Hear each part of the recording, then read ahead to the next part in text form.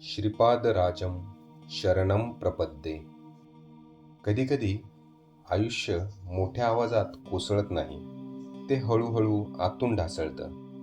बाहेर सगळं चालू असतं, काम, जबाबदाऱ्या, लोक, बोलणं, पण मनाच्या आत एक अनामिक जडपणा साठत जातो. आज आहे, पण उद्या काय होईल याची खात्री राहत नाही. उद्याचं काय होईल याची भीती मनाला वेढून टाकते. कधी आजारामुळे, कधी आर्थिक ओझ्यामुळे, कधी नात्यामधल्या ताणामुळे, तर कधी फक्त अज्ञाताच्या भीतीमुळे माणूस आतून घाबरतो. त्या क्षणी माणूस देवाकडे पाहतो, दाखवण्यासाठी नाही किंवा श्रद्धेचा गाजावाजा करण्यासाठीही नाही. कारण त्या क्षणी त्याला जाणवतं, सगळं आपल्या हातात नसतं. कोणीतरी असावा जो हे सगळं पाहतो आहे, ज्याच्याकडे शेवटचा आधार आहे, ज्याच्या हाती अंतिम निर्णय आहे. त्यावेळी मोठे शब्द आठवत नाहीत किंवा मोठे मंत्रही सुचत नाहीत.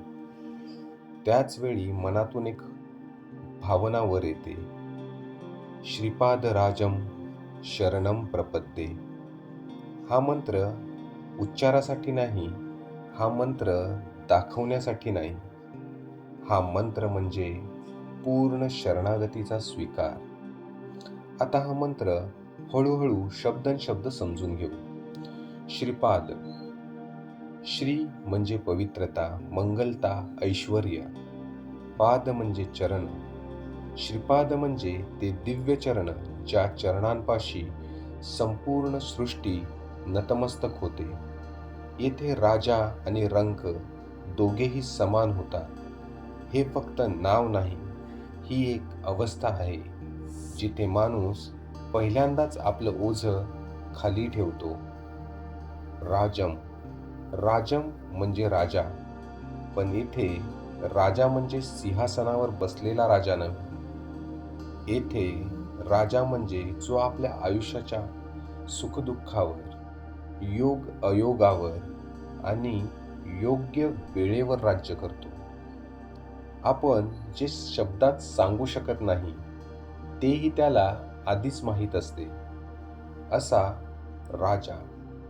शरणम हा शब्द खूप खोल आहे. शरण म्हणजे पलायन नाही, हार मानणं नाही.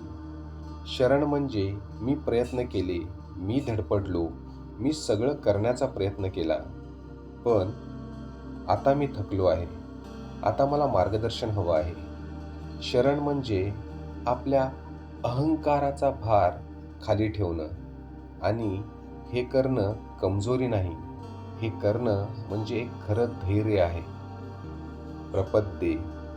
प्रपद्ये म्हणजे मी तुझ्याकडे येतो, मी तुझ्यावर विश्वास ठेवतो, मी माझं सगळं तुझ्या चरणी सोपवतो. हे अर्पण फक्त आजच्या अडचणीपुरतं नाही, तर हे अर्पण कायमचं आहे. जेव्हा आपण म्हणतो श्रीपादराजं शरणं प्रपद्ये, तेव्हा आपण गुरुदेवांना सांगतो, माझी बुद्धी अपुरी आहे, माझे निर्णय चुकू शकतात, माझं मन कधी-कधी घाबरतं, माझं सुख, माझं दुःख, माझ्या भीती, माझ्या अपेक्षा आज नाही, कायमचं मी तुझ्या चरणी अर्पण करतो. मला हवं ते नको, पण मला योग्य ते दे. हा मंत्र मागणी नाही, हा मंत्र म्हणजे समर्पण आहे. आता हा मंत्र कसा जपावा ते समजून घेऊया. हा मंत्र जपताना कठीण नियमांची गरज नाही. शांत जागा निवडा. सकाळ किंवा संध्याकाळी थोडा वेळ स्वतःसाठी काढा. बसून किंवा उभं राहूनही चालेल. डोळे अर्धवट मिटा किंवा पूर्ण मिटा. श्वास हळूहळू घ्या आणि मनात किंवा हलक्या आवाजात म्हणा, श्रीपादराजं शरणं प्रपद्ये. माळ असेल तर 11, 21 किंवा 108 वेळा जप करा. पण संख्या महत्त्वाची नाही. महत्त्वाचं आहे मन त्या मंत्रात आहे की नाही. जप करताना मागण्या करू नका. फक्त एकच भाव ठेवा, मी शरण आलो आहे. हा मंत्र आधी बाहेरचं जग बदलत नाही. तो आधी बदलतो आपलं अंतर्मन. जप केल्याने अस्वस्थ विचार कमी होतात. भीतीची तीव्रता कमी होते. निर्णय घेताना घाई राहत नाही आणि हळूहळू अंतर्मनात शब्दाच्या पलीकडची शांतता उतरू लागते. हीच अवस्था गुरुकृपेचा पहिला स्पर्श असते. हा मंत्र फक्त संकटात जपायचा नाही. संकटात जप केल्यास तो आधार देतो आणि शांत काळात जप केल्यास तो मन अधिक मजबूत करतो.